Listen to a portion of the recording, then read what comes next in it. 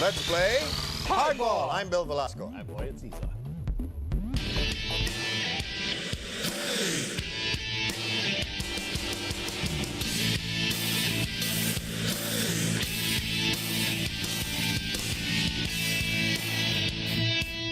And now to give you Boyet Sison's seductive song. Nice pose, partner. Thank you. By now you've heard or seen the reactions of discontented boxing fans, including international sports figures like Kobe Bryant and Lennox Lewis, over the controversial defeat of Manny Pacquiao at the hands of Jeff Horn in Brisbane. Many boxing analysts are saying that Pacquiao was cheated of victory by the judges who gave Horn a unanimous decision win. Now, how are Australians taking this international reaction to Jeff Horn's win? We're now joined by Australian sports journalist Paul Eyers live via Skype from Brisbane. Welcome to Hardball, Paul. Thanks, guys. Great to be here again. All right, Paul, first of all, as a background question, you know, you've been to the World Cup, you've covered, I'm sure, you know, we all know about how big rugby is there. How big is boxing really in Australia? Yeah, so boxing isn't quite as big as our major sports such as rugby, AFL and cricket, but Australia is very firmly a sporting nation. And when there's an underdog and an Australian involved, Aussie fans are going to get behind it. And we saw that this Sunday with over 50,000 crammed into Suncorp Stadium in Brisbane to watch this fight. And of course, it's been all over the media in the lead up and since with the result. All right, now from a objective journalistic point of view, which seems to be very difficult for us here in the Philippines, what did you make of the fight? Well, I thought it was a great fight, and I'm sure everyone can agree with me. The fight itself was a fantastic fight, and of course there is controversy over the result, but I was really impressed but not surprised by the way Jeff Horn went at Pacquiao, the aggressive nature he took to the fight, especially from the start. The opening round, perhaps the first two rounds, you could say, did definitely go to Jeff. And as we wore on, we saw Pacquiao come out of his shell a bit. And when it went into the ninth round, I was kind of surprised the ref didn't call it off, to be honest with you. And again, I'm in agreement with most Filipino fans here. I do feel that Pacquiao should have walked away with this one. All right, you can now run for public office in the Philippines. Now, looking at how the reactions were vis-a-vis a lot of punch statistics were put out there.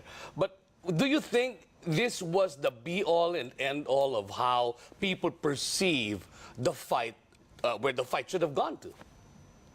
Well, yeah, I mean, you saw the statistics yourself. Pacquiao landing double the amount of shots on Horn than Horn did on Pacquiao, and a hit percentage of, I think, around 30% against 15. So really, the stats do speak so firmly in Pacquiao's favor for this fight. It was only fair it really did go to him. Maybe you could say that the crowd could have influenced the judges a bit. I'm not too sure. You'd like to think they'll be more objective than that. But I feel like both fighters did do well to put on a show there, and I guess that's what we were treated to. And as an objective journalist, of course, that's what I enjoyed on Sunday. All right, now, Paul, looking at the outrage, of course, not just in the Philippines and in Australia, but around the world, and how some Filipino fans are even going after Jeff Horn and his family themselves. How is the reaction of Australian boxing fans to all this outrage around the world? Yeah, well, people are calling this a real-life Rocky over here in Australia, and you can't really blame them. This is a guy who was a school teacher 4 years ago, and in that time he's become a professional boxer and now taken out maybe, arguably, the greatest boxer of his generation in Manny Pacquiao.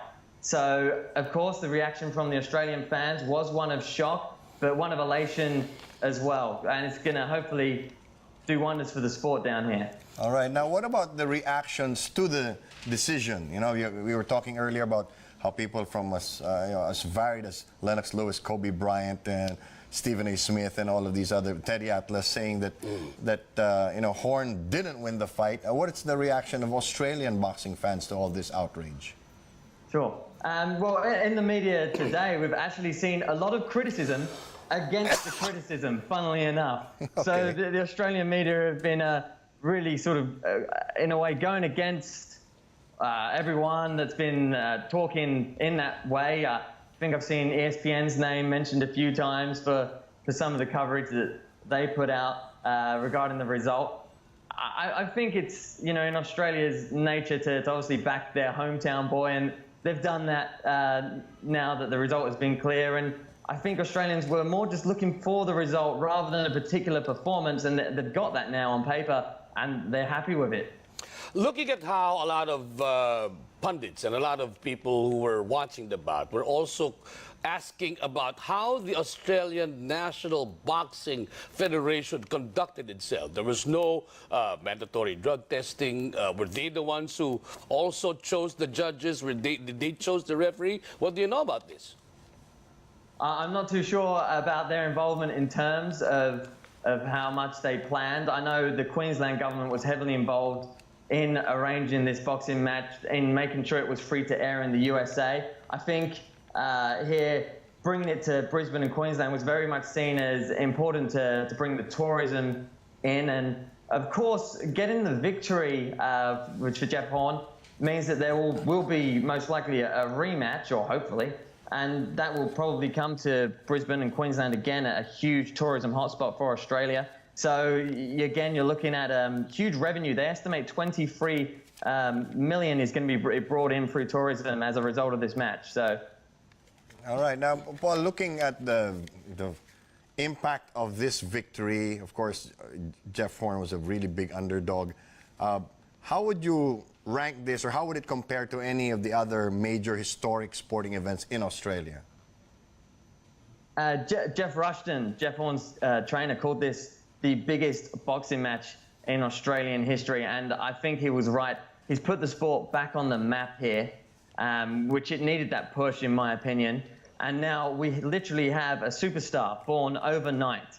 And in terms of other boxing or other sporting achievements in Australia, this is definitely going down in top 5, top 10 greatest Australian sporting achievements, in my opinion. It really has resonated with the public, really has brought the interest back to boxing, and they're loving it. Well, everybody's been talking about a possible rematch. Do you think it should be held in Brisbane, or do you think that it'll be just fair if the rematch were held in the Philippines? Of course, it would be fair if the rematch was held in the Philippines, but I'm not sure, thinking about this, whether Manny would want that. Would he want to take on Jeff Horn in exactly the same circumstances that he did before and prove that perhaps this was a mistake by the judges, or that this was a fluke, that perhaps maybe he could perform better? Did he take Jeff Horn lightly? I feel like maybe he would want to return to Brisbane, or at least Australia, and really prove what he believes would be the correct result in something like this. So I'm really hopeful of a rematch. They're penciling in November at the moment, which could be an issue due to the rain in Brisbane up here, so we may see it move down to Melbourne. But I think it's the best fight on the card for both fighters at the moment. I think Manny really does need to try and avenge this loss. And of course, Jeff, I don't feel he can get anyone better than Manny Pacquiao at this stage.